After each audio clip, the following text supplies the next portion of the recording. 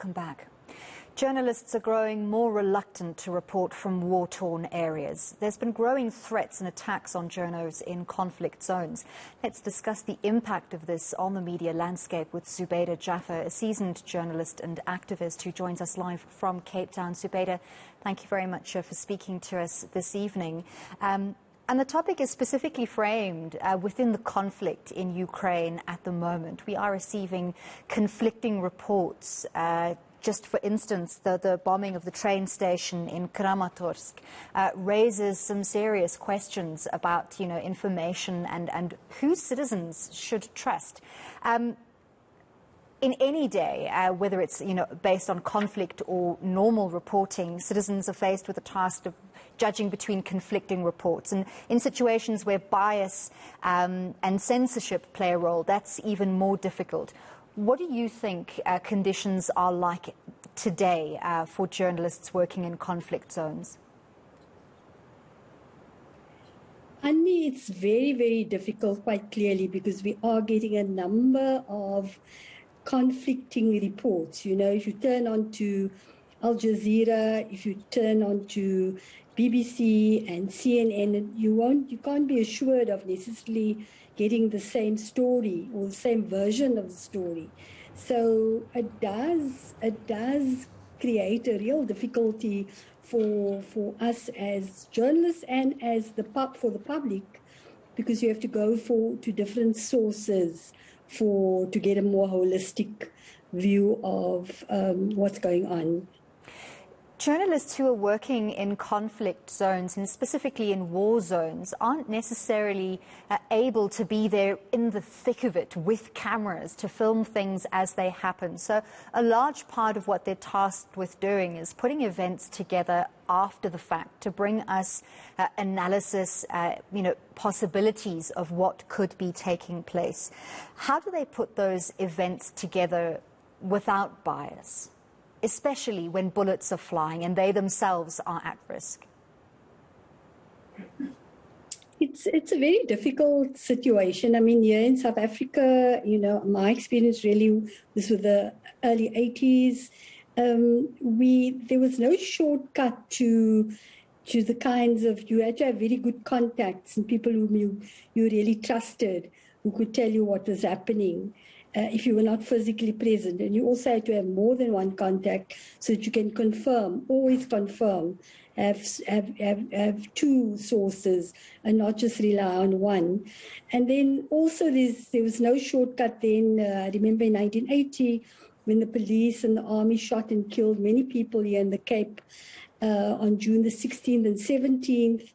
And they refused to give the details to the Cape Town, for example, where I was working. And then, Tony Hurd at the time asked me to go and find the families of the people who had been killed. And there was no shortcut to that. It meant I had to walk from, shack to shack, from flat to flat, from house to house. So in the end, the legwork has to be done, and it depends on the strength of your contacts if you get the story down properly.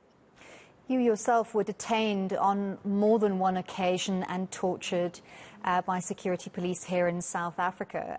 If we look at journalism globally, journalists should be guaranteed safety, their protection.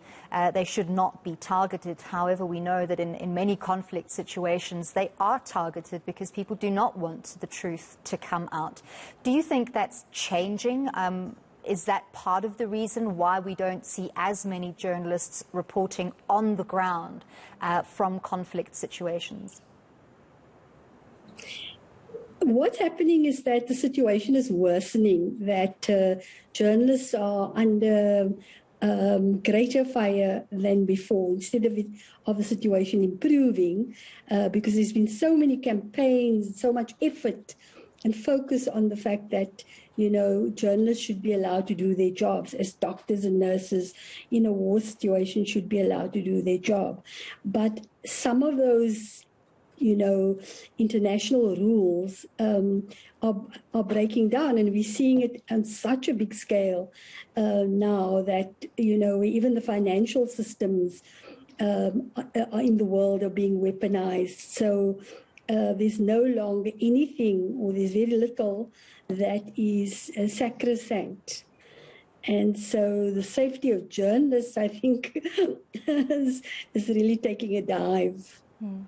Especially in situations where there is seemingly one global perspective or bias. And let's use the war in Ukraine as an example. There are many countries across the world who've implemented sanctions against Russia. They have helped Ukraine with financial assistance, with weaponry in their fight to try and defend their country. And the global overwhelming opinion seems to be in favor of Ukraine and against Russia, if one can simplify it to that very level. But on a day-to-day basis, when we get reports of incidents happening in Ukraine, no doubt many people want to try and understand the conflict and not just buy into a biased global opinion of what's happening there. What do you think is happening to reporting about the situation there? And specific reference to the fact that we see a lot of talking heads discussions, analysis about the situation, and far less reporting from the ground. Is that dangerous? That is dangerous, Andy. It means that we're not getting a kind of on-the-ground level impression from journalists doing their jobs. And it is, I mean, I've been finding it so difficult. I listened to George Galloway in 1 minute, and then I would listen to Yusuf Hassan Mehdi on the BBC, and then you just listen to lots of different views, and then you don't know actually what's fact and fiction. And I think here in South Africa, we must be very careful.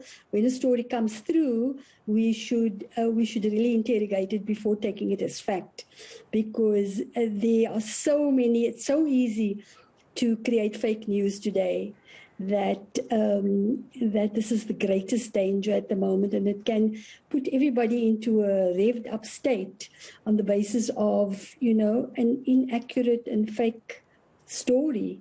So I think when those stories come in, journalists here, because we're at least a little bit distant, we maybe have a little bit more time, we should be looking very closely at and cross-checking as much as we can, and perhaps say to the public that this has come through, but we actually don't have absolute proof that this is what has happened.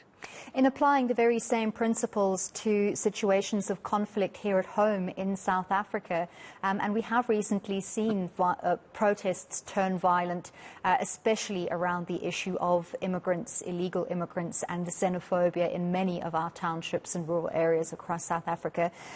And anyone in South Africa with a cell phone that has a camera and can connect to the internet has effectively become a type of a journalist or a reporter. And I think that also comes with its own danger. What would your warning be to South Africans about trusting tweets, videos, broadcasts of what's happening in these conflict situations in South Africa from people who are not seasoned journalists and who are not, knowledgeable about the ethics that goes into reporting?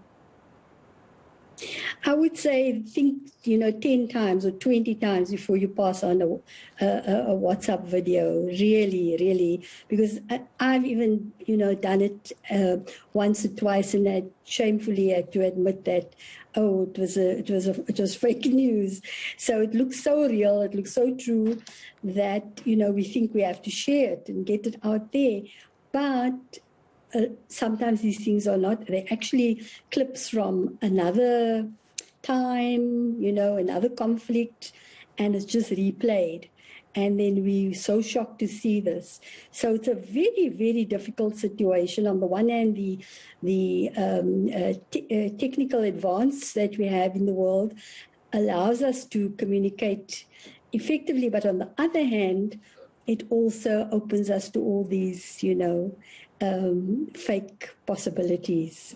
So I think we need to be circumspect, and we need to be just, count to 10 before we believe anything absolutely.